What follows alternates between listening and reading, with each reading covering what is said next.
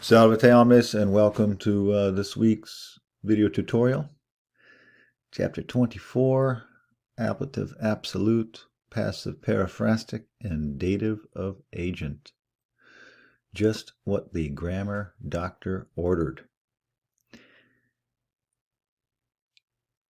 Let's start with ablative absolute. We do not have this grammar construction in English grammar.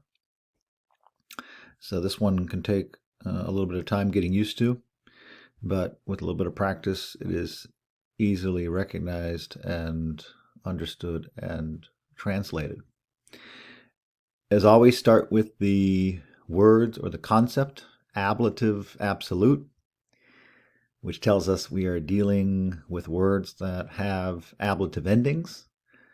And this is not a kind of vodka, but rather it is absolved from the main clause. Here we have absolutum, loosened from, separated, usually set off by commas. I think this is the important clause. The phrase describes some general circumstance under which the action of the sentence occurs. Almost always it's in the first part of the sentence, and almost always it consists of 2 or 3 words. So here we have an example of Roma visi viri garibant. The Roma visi is our ablative absolute. You can see that both of these words, Rome vise, both end in the first declension ablative singular. So I pulled up our Latin declension chart here, and you can see Rome vise, both those words ending in the A, indicating ablative. What's tricky about these, what is tricky about these is the participle, which we've talked about in previous lessons. And we need to be able to recognize that vise is a participle. So I'll put up our Whitaker's words. This actually goes back to the present tense verb video. So here you can see our principal parts, which are just crucial for learning Latin. So we have video, videre, vidi, visus.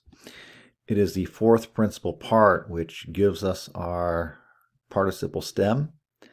But you can see it ends in us, as we've talked about before, because that's just the common notation. It tends to give the us as the ending, but these participles can take any of irregular noun declension or adjective endings. So just to kind of put this one back in context, if I type in the actual word in the example, you can see how it changes its meaning considerably, indicating that it is a perfect passive participle. And we have to be able to recognize that. And as we've talked about before, we can keep it somewhat literal, although if we were trying to get a more polished translation, we probably have to use a separate clause construction following the conventions of standard English usage. Another thing to note is that if we have our participles of the first or second declension, we're going to tend to put it in the past tense. And we'll see if we have participles in the third declension, we will tend to translate that in the present tense. As always, I highly recommend latintutorial.com as a good resource. Again, if we were in the classroom, I would definitely watch that video with you, but please do so. So you'll want to read through this a couple of times just to get comfortable with it, and in particular, pay attention to the examples. Here's another one. You can see the difference between visa, which is first declension ending, and videntes, which is third declension ending. So you can see there's the ace versus the a. And as noted a moment ago, when we use the participle with a third declension ending, we tend to keep it in the present tense. So in this case, seeing Rome versus having seen or were seeing or whatnot. And then in this particular case, the context tells us that it is the men who were seeing Rome, because both viri and videntes are in the nominative plural ending, viri being second declension, videntes third declension, respectively. Here's a very common ablative absolute. His rebus auditis, these things having been heard, he began to fear, literally to fear or to be afraid. His rebus, very common in Latin. I would just memorize it as these things. And then here is our participle auditis. If I pull this up again, you can see that this is of a perfect passive participle.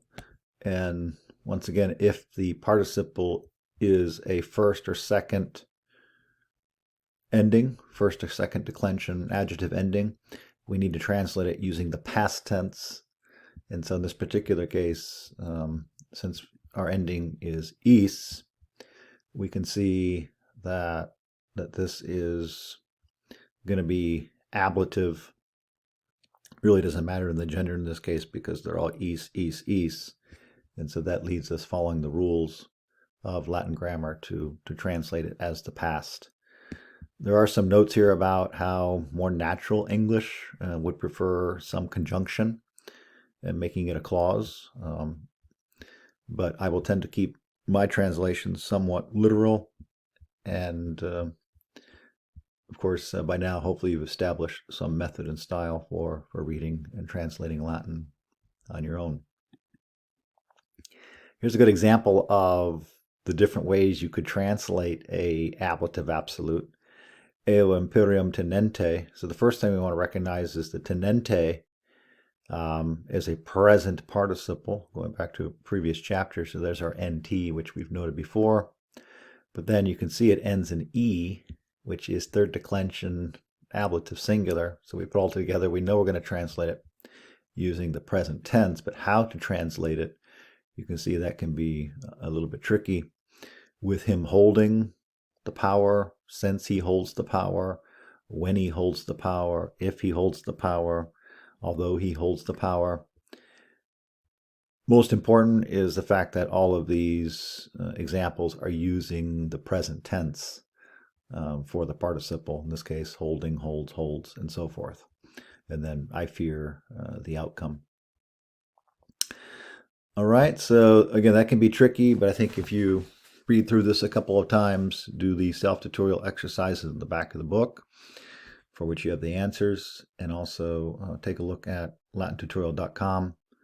That should put you in good shape to be successful on this topic.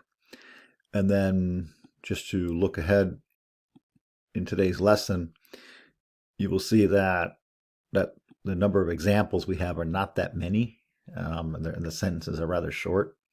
So that'll be helpful in introducing this unfamiliar concept.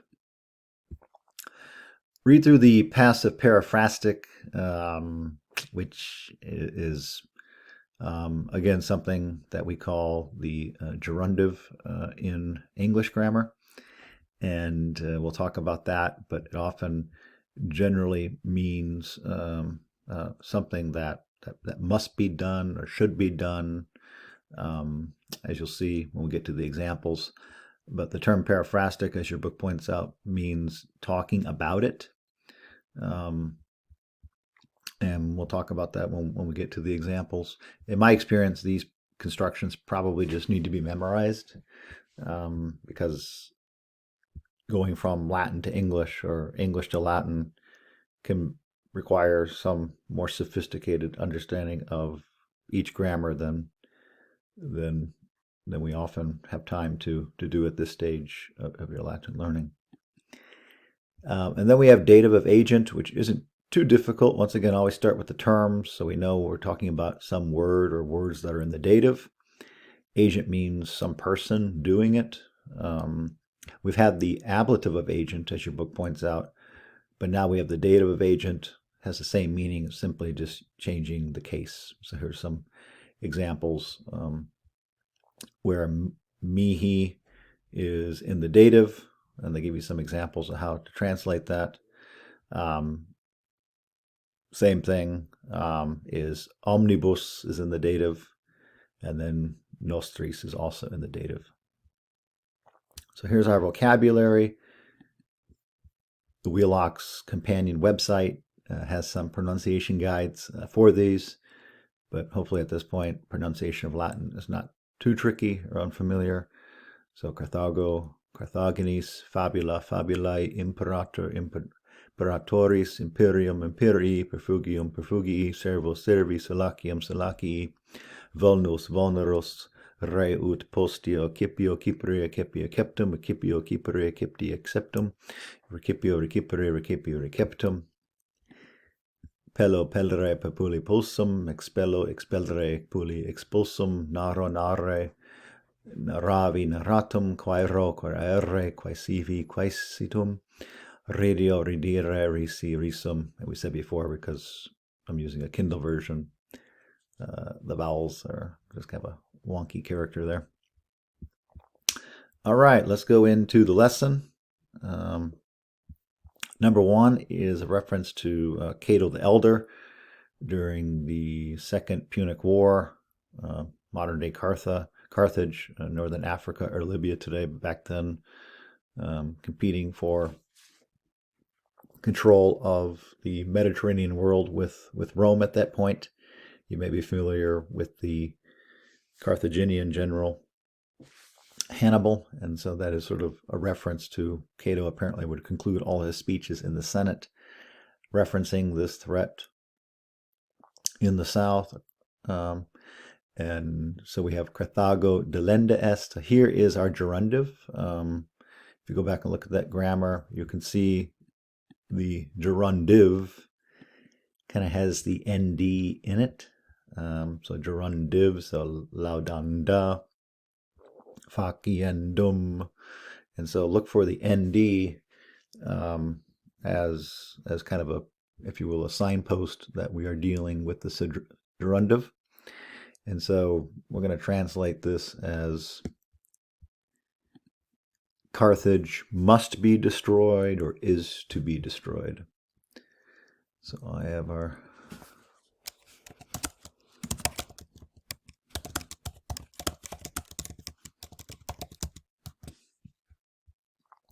Carthage must be destroyed.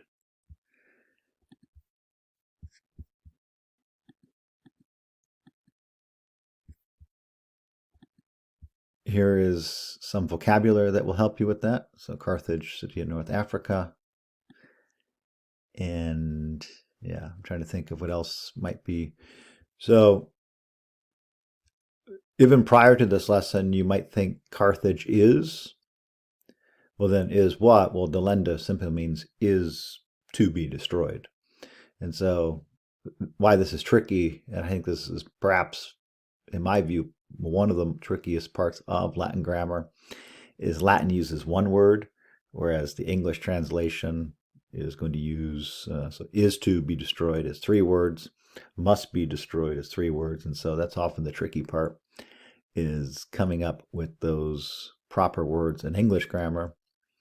Once again, because English is our native language, this seems a problem with Latin. Actually, Latin grammar is much more precise. It's the English grammar that is much more complex and tends to use a lot of different words in memorization. I've sort of suggested before, that's why academic writing in English is very difficult, because if one does not have high mastery of grammar, it's very hard to write a paper at the level of expectation. Other languages arguably are easier to write because of a more precise grammar. Moving on to next one. So here right away we have our ablative absolute. Again, the ablative absolute, as noted earlier, almost always is going to be in the beginning of the sentence. It's going to be set off by a comma. And we can see that both these words, asie, victe, are both in the ablative of the first declension. And then because they are first declension, we need to translate it in the past tense. Once again, if we don't know what the vocab means, we simply look it up. You can see is conquered, defeated, but we're going to put this in the past tense. So with Asia defeated is sensible here.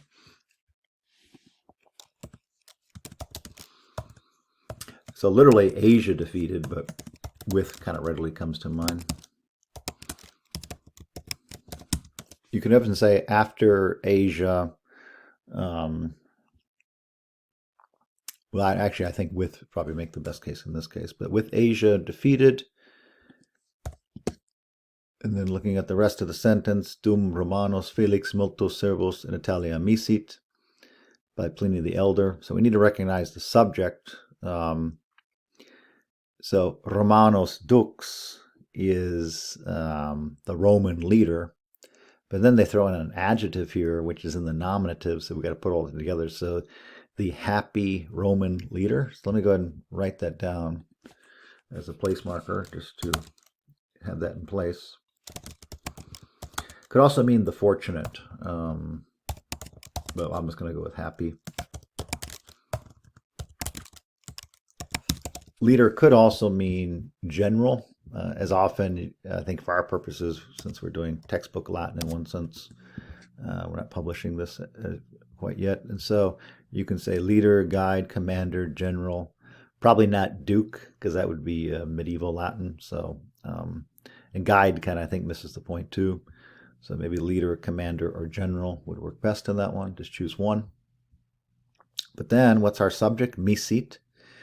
So mito, mitere, misi, misum. So that is, as always, I'm not going to do this for all of these, but if you're not sure on this, this is our present tense. And you can see here is our misi. So misit, simply adding the t. So that's our perfect tense. So we're just going to put this into the perfect or past tense. So sent is how we read that. But then sent who or what? Many slaves to Italy.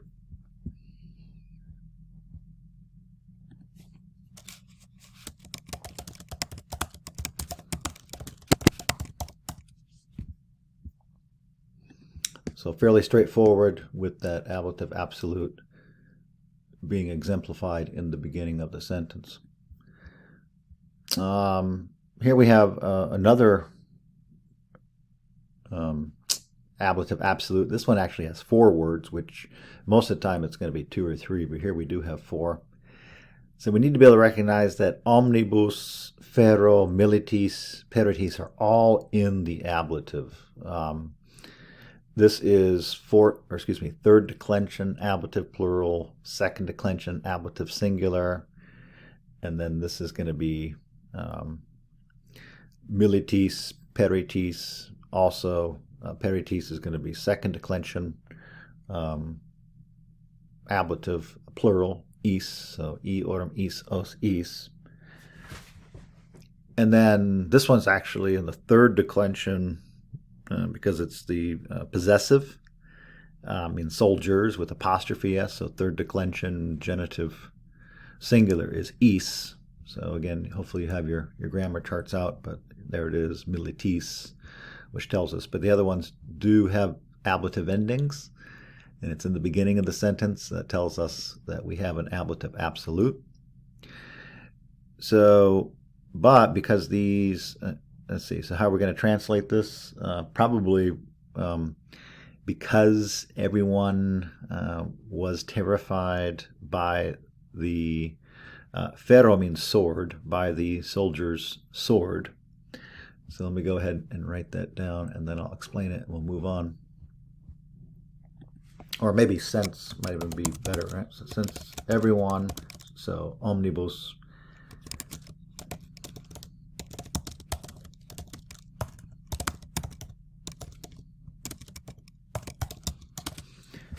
So let me try to explain that in a little greater detail. So I think we're going to have to, we don't have to, but it probably makes sense to add the conjunction since, and then omnibus is everyone, and then was terrified. And then terrified by what? By the sword of the soldier.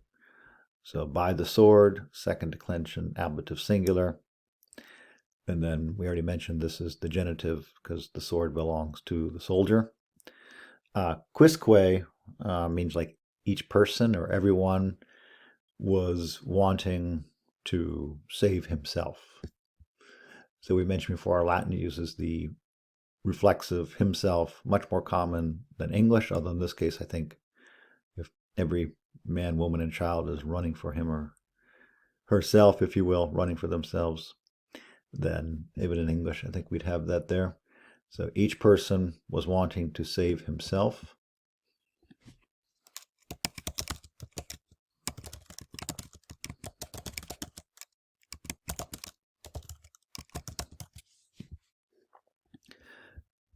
The Cupiebant is our imperfect verb, so bombespot, bombespotespont, which we had way back when in previous classes.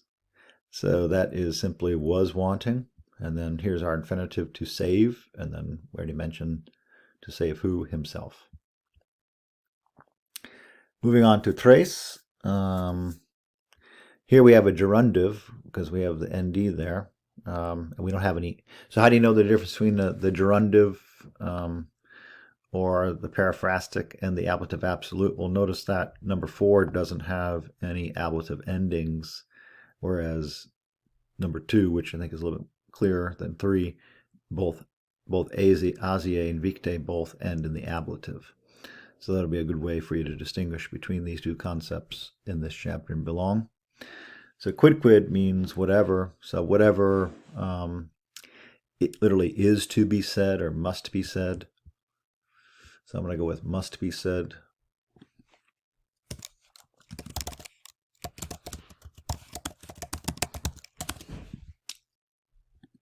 Whatever must be said. And then decom, this is interesting because we know that deco, decere, let me pull up our Whitaker's words, which I highly recommend.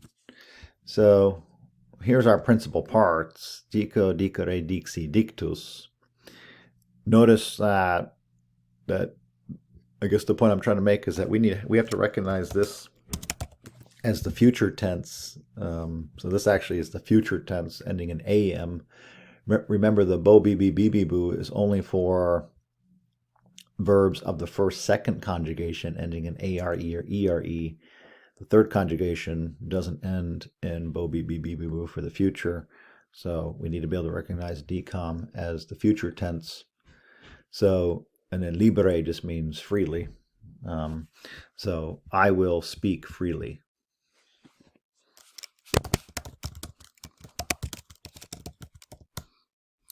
What does that even mean? Well, this is Cicero talking during the Roman civil wars of the Republic, and here as elsewhere, whether it's Catiline or in the context of whomever, Cicero has the courage of his convictions. Ultimately, he would lose his life for his free speech, and so that's sort of the sense of it, is that he thought he represented the traditions of the Roman Senate, and he was going to speak his mind to this point. Quinque, haec omnia vulnerabili tibi nunc sananda sunt. So here is our gerundive here, sananda, which means, in this case, healed, I guess. So literally, these all wounds of war to you now healed are. So if you were to look up the words, you'd probably have something like that. Are these all wounds of war to you now healed are? But we got to put it in more idiomatic English or intelligible English. So all of these wounds of war is probably how you would read these. All of these, haec omnia. Vulnera means wounds, that is a neuter noun. And then belly of the second declension, genitive singular. So if I pull up our declension chart, there's belly. In fact, they use the same word here. It's actually a neuter noun also. So of war, belly. So let me go ahead and write that down.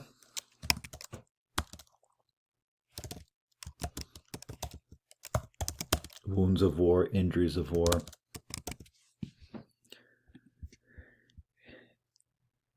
And then this one actually has the sort of the dative of agent as well, because TB is actually in the dative. So we'd probably say must now be healed by you.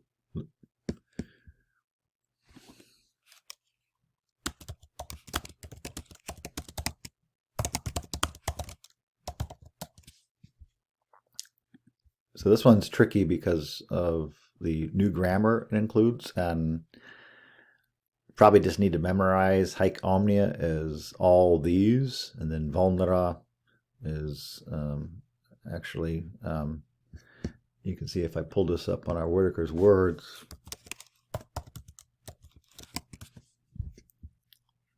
this is a neuter noun, which can be tricky too, but it does mean wounds. So we get the word vulnerable.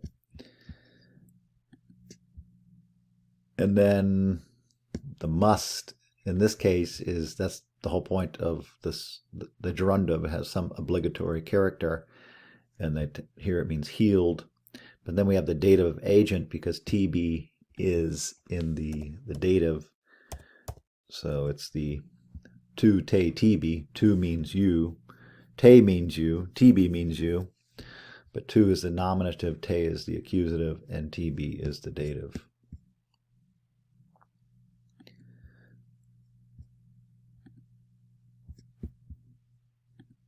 Moving on to number 6 here. Nec tumultum, nec hastam militis, nec mortem violentam timebo, Augusto teres tenente. So here we have a longer one. So this is by Horace, the Roman writer. So here's our verb all the way at the end, and it means I fear. But in the future tense, so I will fear. So let me go ahead and write, since this is a longer sentence, I recommend taking it step by step. So let's go ahead and write that down, and so we can eliminate the verb here. But normally you fear something or someone, so we're looking for accusative case endings. So tumultum means civil war or disturbance. Let's go with civil war. And then nec means neither nor. So I will fear neither civil war. So let's go ahead and write that down. I will fear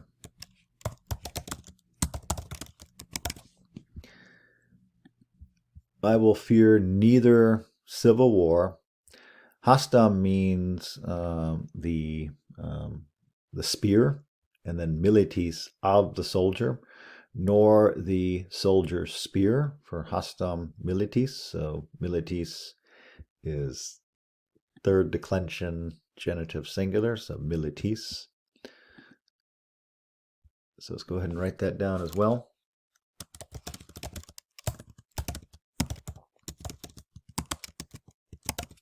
So obviously if you work through it chunk by chunk, it's a little bit easier when we come across these longer sentences. But then, in fact, we have nec. So neither, nor a violent death is how that works right there. Notice that is third declension accusative singular, first declension accusative singular am. So nor a violent death.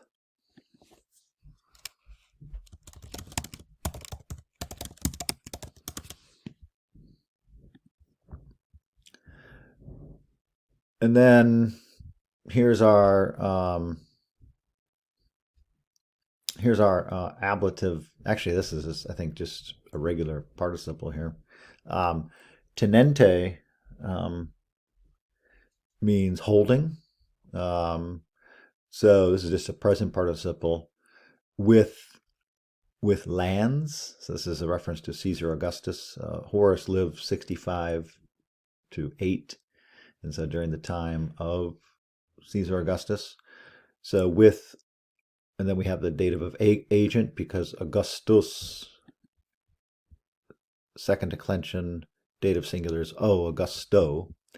So he's the one doing this action, namely holding the land. So with Augustus holding literally the lands.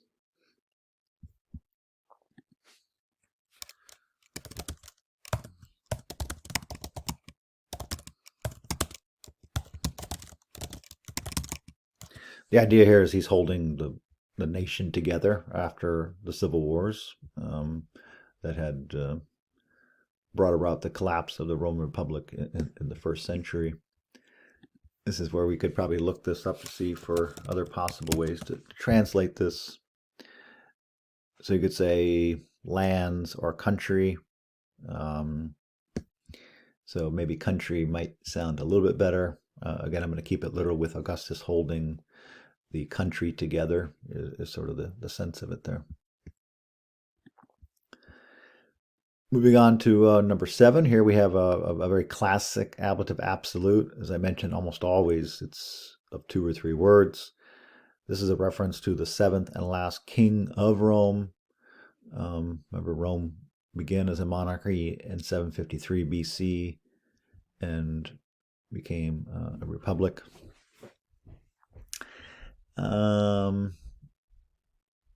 After a couple centuries.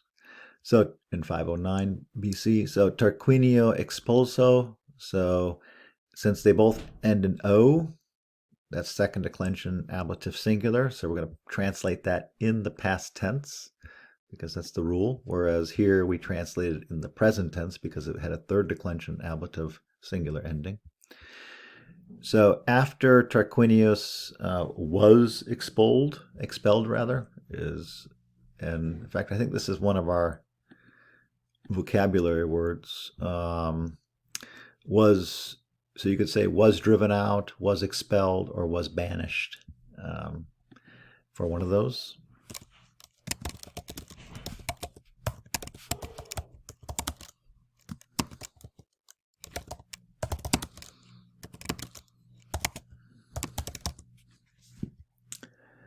So his full name is Tarquinius Superbus. I'll just throw that in there.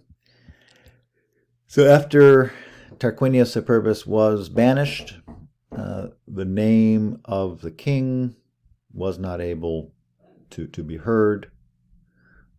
So the Roman people were not able to hear the king of the Rome. Okay, after Tarquinius Superbus was banished,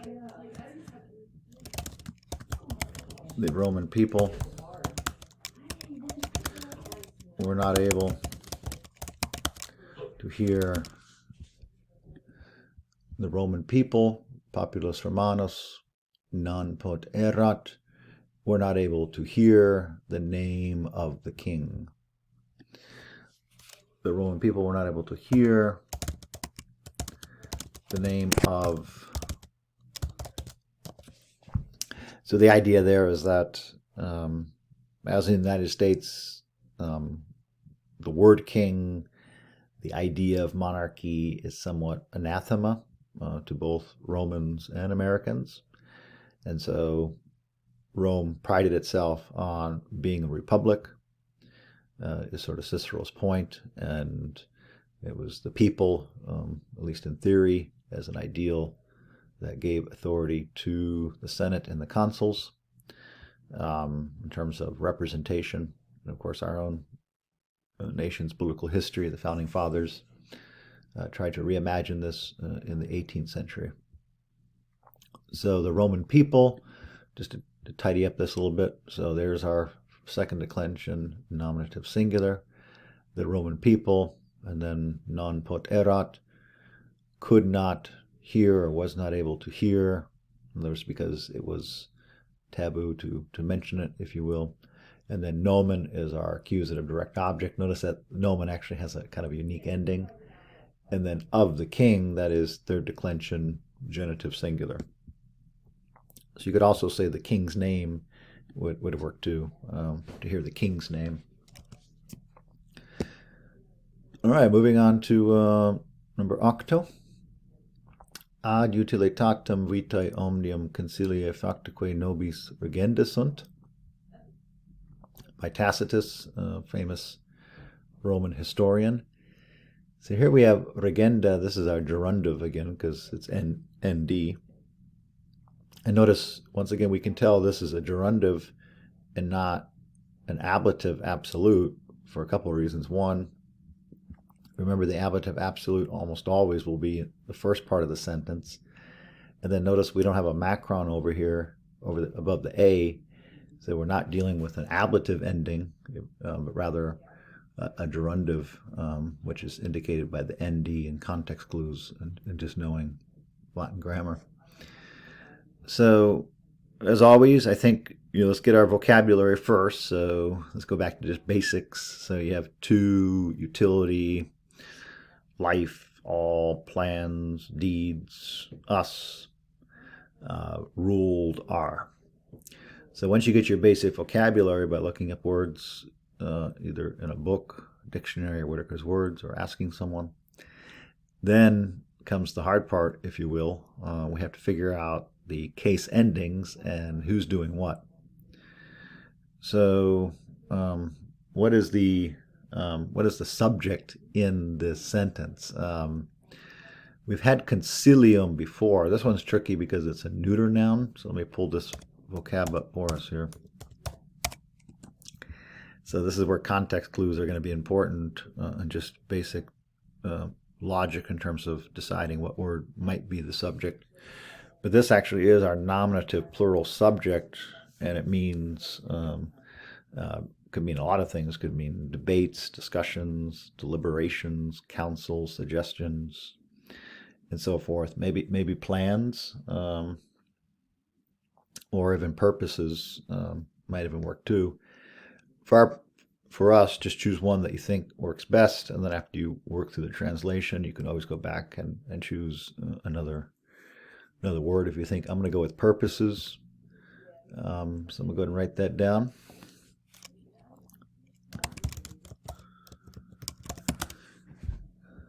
So all purposes, that's going to be right there for omnia concilie. But then we have the enclitic que. Facta often means deeds. So all purposes and deeds. But let me pull up this word as well so you can see you have options on this one as well. Can mean facts, deeds, actions. So maybe actions. We can go with actions or deeds. So all purposes and actions. So this one's a little bit tricky.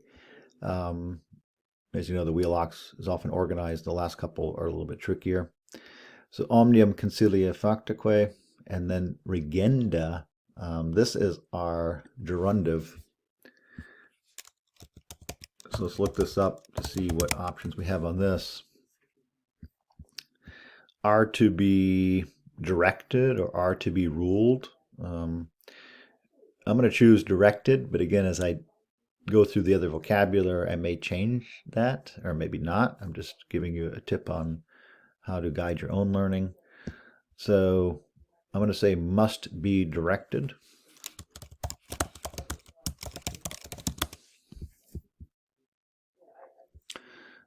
Must be directed.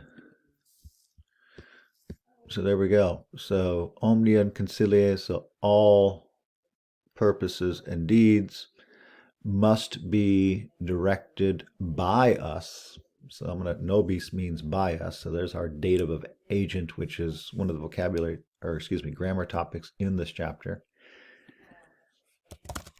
I tend to keep it in the literal form, but you could sort of rewrite this if you wanted, that we must direct all purposes and actions.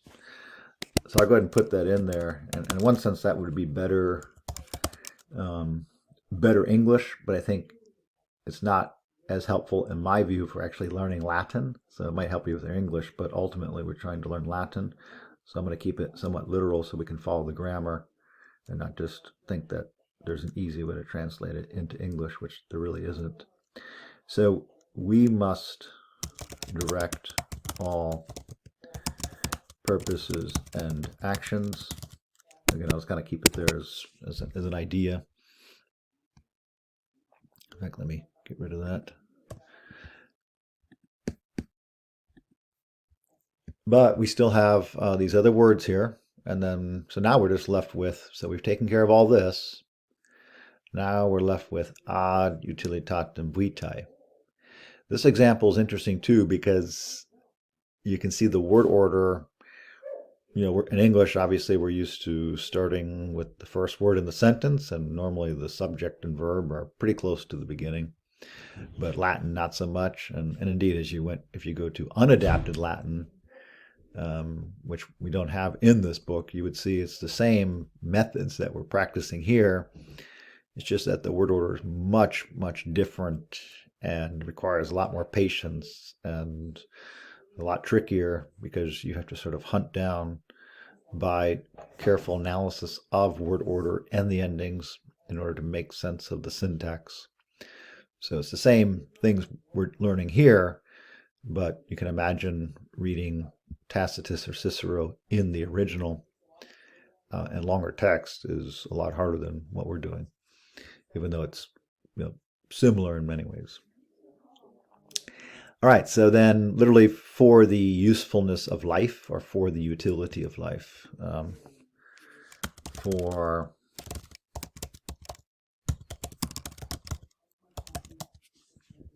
Now the idea there is for right living, for all purposes and actions. So we must direct all purposes and actions for the usefulness of life. The idea is just putting some thought into what we think, do, and say is the basic idea there. Not just rely on luck or the opinions of others. And then the last one, another Drundo here by Caesar. And so, Caesare omnium uno temporare errant agendae. So here is our participle here. And so must be driven, or must be conducted, or must be delivered is sort of one of the ideas we'll keep on here. But then the Caesare is actually the dative of agent, and so Caesar is a third declension noun. So you can see it ends in I. So this one, kind of taking a cue from the one before, let's go ahead and put this as our subject because it's probably going to help us with the understanding of it. So Caesar, errant agendae. So what it means that Caesar carried out all things. All things were carried out by Caesar in an instance.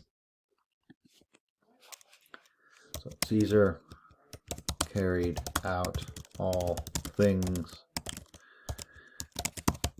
This one is not tricky, but notice our book does not have a lot of Caesar, even though he's often recognized as one of the great writers of Latin prose. A couple of things. One, notice that Caesar in his commentaries often talks about himself in the third person. And then sometimes it's tricky to translate Caesar. And so, but the meaning is actually easier than some of the literary writers. So the idea is that when we read the Gallic Wars, for example, that Caesar gives the impression, indeed the history supports his rhetoric, that he was swifter on the battlefield than the enemy, whether it was the Gauls or the Germans or even the Brits. And he also suggested by this language that the Senate, who was very skeptical of Caesar's motivations prior to him becoming dictator, is the context for this, was he gives the impression that even though he's in Gaul or modern day France or even in contemporary Northern Europe, he can in very quick fashion sweep down to Rome and confront his enemies should he wish to do so. And so that's sort of the idea behind it, which should help with the language. And so uno tempore literally means in one time or very quickly.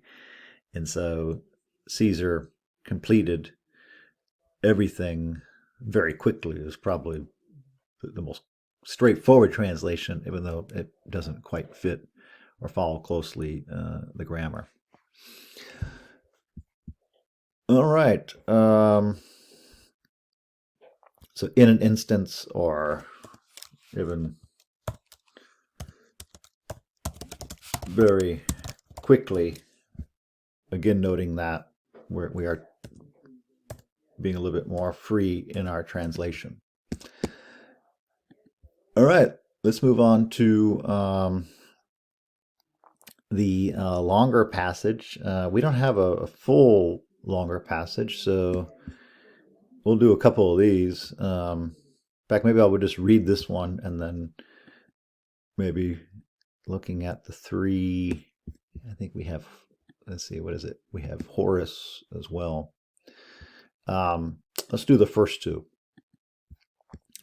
So this is a text about desire by Horace. Cupidity, Cupid, think of the child of Aphrodite or Venus. So this is on desire. And it says, a stupid man says, "O citizens,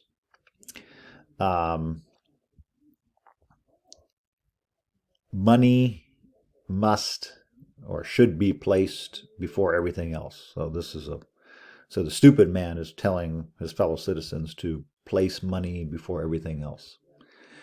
And then he's saying that virtue and honesty come after money. So literally virtue and honesty after money. But desire, or the longing of money, literally is to be fled, and so but desire of money is to be avoided. Also to be avoided is the desire of glory, for it will literally snatch away liberty. Nor imperia semper petende sunt neque semper cipiendum etiam deponendum non numquam. So I guess neither, so neque means neither. Neither should power or empire, neither should power always be sought, nor accepted, nor will it ever be placed away. So this one's a little bit, here they have a note down here, the non numquam. So for sometimes it must be, so that's probably for sometimes it must be put aside. That was a kind of a fragmented text. This one will not be on the test, but you get the basic idea, as we have some stupid man telling his citizens that money is the most important thing, and then after money, maybe you could focus on morality and honesty. But then there's sort of the criticism of that idea, by saying, well, you might focus on money, as the dumb man says, and you might focus on other things, but then that might be the reason why it destroys or literally snatches away liberty. And then the same thing with power is that many people seek power, but it shouldn't always be accepted. For sometimes we have to put power aside, for the sake of liberty. Is kind of the idea, basic idea in Horace's satire or moral reflection. All right, let's go over this one more carefully. So this is by Phaedrus, Gaius Julius Phaedrus, 15 BC to 50 AD, a freedman of the Emperor Augustus. Composed 5 volumes of moralizing fables in verse, many of them animal fables based on the early semi-legendary Greek fabulist Aesop. Here he imagines the entry of Hercules into heaven following his deification and his encounter with Plutus. So here we start off with a ablative absolute. So Kylo is second declension ablative singular. Receptus is second declension nominative singular, and then propter is a preposition followed by the accusative. So sure enough, here is our third declension accusative singular ending, vertitem. So we put all together is that since it is second declension, remember we need to translate it in the past tense. So after he was received into heaven because of his virtue, or even strength, but let's just go with virtue. So let's write that down. And let's give this a name. Doesn't really have a name, does it? Let's see, let's go back to, no. Well, we'll give it the title of Phaedrus. How about that?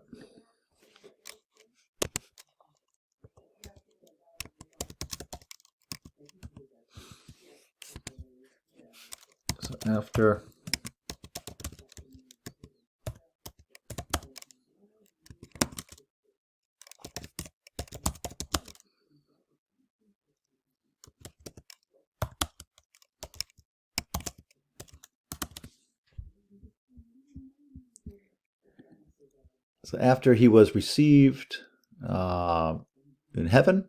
Oops, I forgot that. Because of his, he was received in heaven.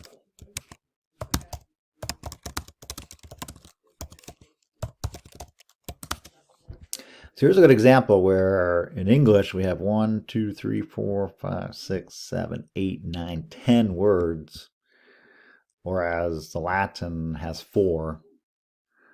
As mentioned, I think this is one of the hardest parts in learning Latin. Think of another great example of Anno Domini, AD, in the year of our Lord. So Latin uses 2 words, Anno Domini, and you can see in the year of our Lord, English uses 6. So you're really kind of having some sense of the Latin and how to put it in English is the real challenge. So really Latin, as noted, will improve your English and even test your English. But then here's our main subject. Hercules salutavit is greeted many gods.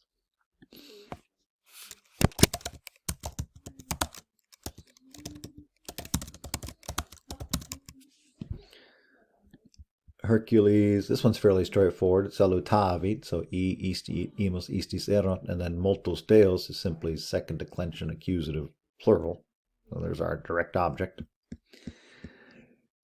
As always, obviously look up the verb to make sure you feel comfortable with that tense, but that is definitely present tense.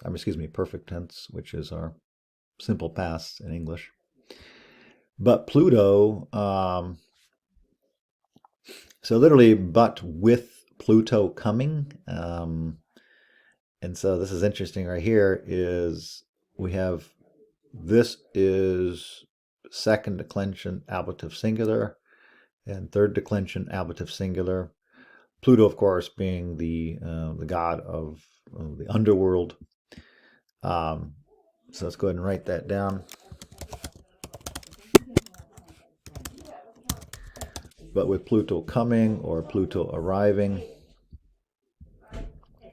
And then who is Pluto? Pluto is who is the son of Fortune.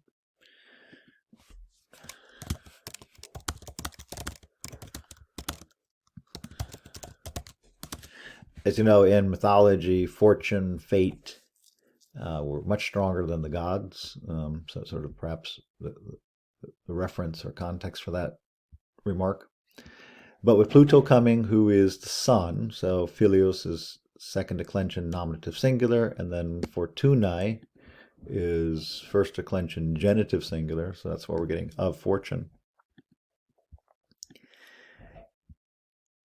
Evertit oculos. So let's go ahead and look this up. This is where we get the word aversion. But I think this is actually one of our, yeah, so in this case, probably past tense. He turned away his eyes is how we're going to read that. So oculos is the direct object, so that is second declension accusative plural. So, but with Pluto coming, Hercules turned away his eyes.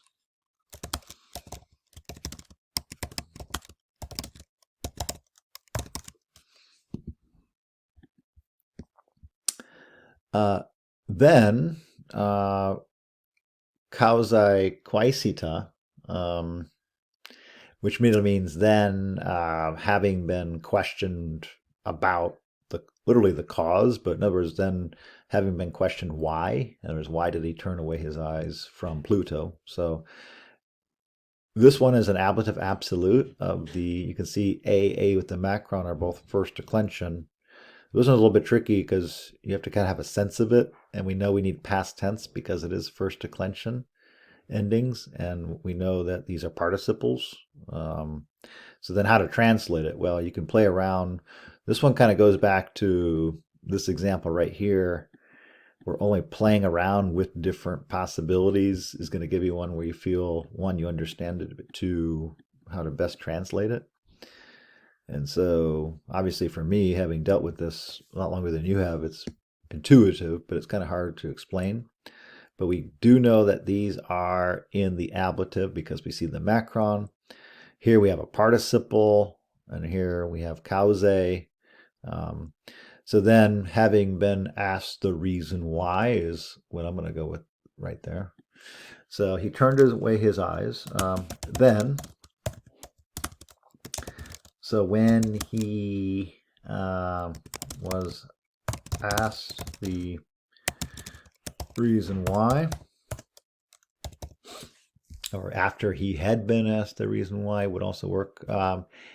He says, I hate. Odi means I hate. It's where we get the word odious. I hate him. So he said, I hate him. So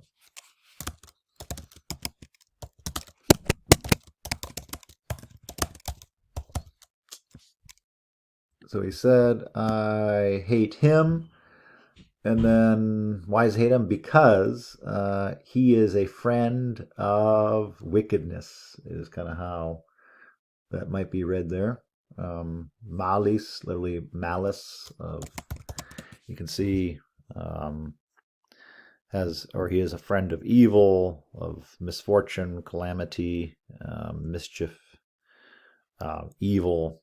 So once again, this is mythology, not theology, so these words are a little bit more complex, but for our purposes, let's go with that right there. He said, I hate him.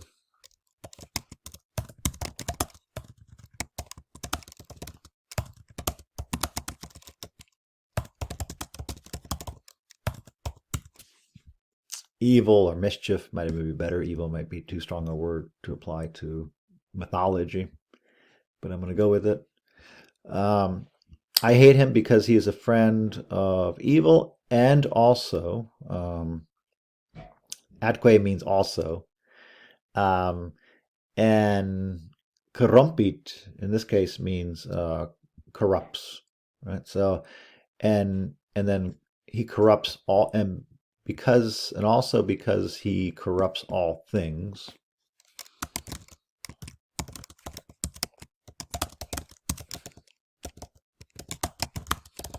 I'll explain this in greater detail once I get it out, just to kind of get it in my own mind here first.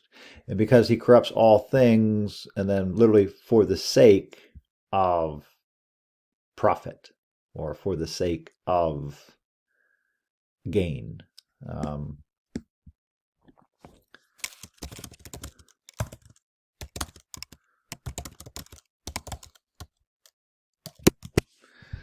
All right, let me try to explain this in a little bit greater detail. So I think this is kind of where we left off, right? So Odi means I hate. So he responded, I hate him, illum referring back to Pluto. So that's simply second declension accusative singular. Quad means because, and then because he is a friend of evil or mischief or evil or misfortune. You can choose which one you want. But then, and also, atque means and also. I threw in a because I think this kind of is implied there, and because he corrupts, here they actually tell us that's what it means, and he corrupts all things or everything, omnia. Cause means for the sake of, and so for the sake of lucrum, which means profit, and sure enough, notice it ends in I. So for the sake of profit. So sure enough, we have genitive second declension ending in I in this case. So that's an interesting text. It's kind of where you're at in your Latin. If you feel comfortable on your own going through this and tackling both grammar concepts we've learned before, but also these newer ones, you're definitely in good shape going into the end of the semester. All right. Yeah, we'll put aside this other one by Horace. So you have a test coming up, as I'll point out in a written email, and your test will be on the last 3 chapters. So 22, 23, 24, and of course you'll have next week to prepare. I'm looking at the calendar.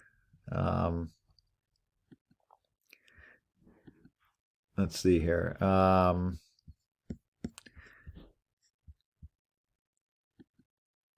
I think your next test rather is going to be on Wednesday, November 13th. So we have a holiday here, Wednesday, November 13th. And so here we are right now. You'll have next week to study, ask any questions, and then you'll come to D-Rich to take the exam. Again, if you can't make it on this day, you will need to arrange to do so in the foreign language department at a time of your convenience. As always, let me know if you have any questions. Valete.